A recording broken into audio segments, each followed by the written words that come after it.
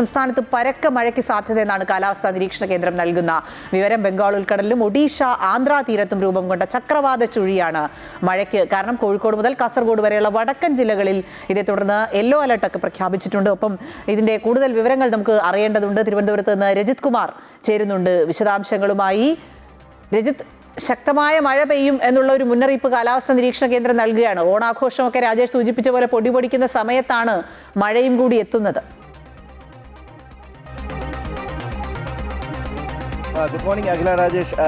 മഴയുടെ കാര്യം നോക്കുകയാണെങ്കിൽ ഇടവേളയ്ക്ക് ശേഷമാണ് ഇപ്പോൾ മഴ വീണ്ടും ശക്തമാകാൻ പോകുന്നതെന്ന കാലാവസ്ഥാ നിരീക്ഷണ കേന്ദ്രം തന്നെ വ്യക്തമാക്കുന്നുണ്ട്. സംസ്ഥാനത്ത് ബംഗാൾ ഉൾക്കടലിലും അതുപോലെ തന്നെ ഒഡീഷ ആന്ധ്രാപ്രദേശ് തീരങ്ങളിലും ഒരു ചക്രവാത ചുഴി രൂപപ്പെട്ടിട്ടുണ്ട്. അപ്പം മധ്യപ്രദേശിൻ്റെ മുകളിൽ ഒരു ന്യൂനമർദ്ദവും രൂപപ്പെട്ടിരിക്കുന്നു. ഇത് തന്നെയാണ് വരും ദിവസങ്ങളിൽ ശക്തമായ മഴയ്ക്ക് കേരളത്തിലേക്ക് ശക്തമായ മഴ എത്താനുള്ള പ്രധാന കാരണമായി പറയുന്നത്. 4 ജില്ലകളിൽ യെല്ലോ അലേർട്ടാണ് പ്രഖ്യാപിച്ചിരിക്കുന്നത്. കാസർഗോഡ്, കണ്ണൂർ, കോഴിക്കോട്, വയനാട് ജില്ലകളിലാണ് ഇന്ന് യെല്ലോ അലേർട്ട് പ്രഖ്യാപിച്ചിട്ടുള്ളത്.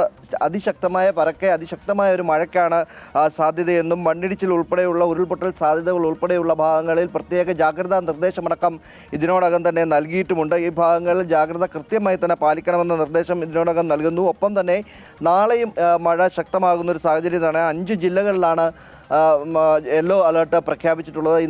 ഇന്ന് വടക്കൻ ജില്ലകളിലാണെങ്കിൽ നാളെ തൃശ്ശൂർ, എറണാകുളം, ഇടുക്കി, കോട്ടയം, പത്തനംതിട്ട ജില്ലകളിലാണ് യെല്ലോ അലേർട്ട് ഉള്ളത്. ഇവിടെയും ശക്തമായ മഴയും കാറ്റും ഉണ്ടാകാനുള്ള സാധ്യതയാണ് ഉള്ളത്. ലക്ഷദ്വീപിലും അതുപോലെ ലക്ഷദ്വീപിൻ്റെ പ്രദേശങ്ങളിലൊക്കെയായി കാറ്റ് ശക്തമായി തന്നെ വീശാനുള്ള ഒരു സാധ്യതയുണ്ട്. അതുകൊണ്ട് മത്സ്യബന്ധനത്തിനടക്കം നിരോധനം ഏർപ്പെടുത്തിയിട്ടുണ്ട്. ന്യൂനമർദ്ദവും അത് ശക്തമായ ചക്രവാത ചുഴികളുമാണ് മഴ ശക്തമാകുന്നതിൻ്റെ പ്രധാനപ്പെട്ട കാരണം. എന്തിനായാലും കനത്ത ജാഗ്രതാ നിർദ്ദേശം ഇതിനോടകം തന്നെ പുറപ്പെടുവിച്ചിരുന്നു. ജാഗ്രതാ നിർദ്ദേശം എല്ലാവരും കൃത്യമായി പാലിക്കുക. വരും ദിവസങ്ങളിലും മഴ ശക്തമാകാനുള്ളൊരു സാധ്യത തന്നെയാണ് ഉള്ളത്.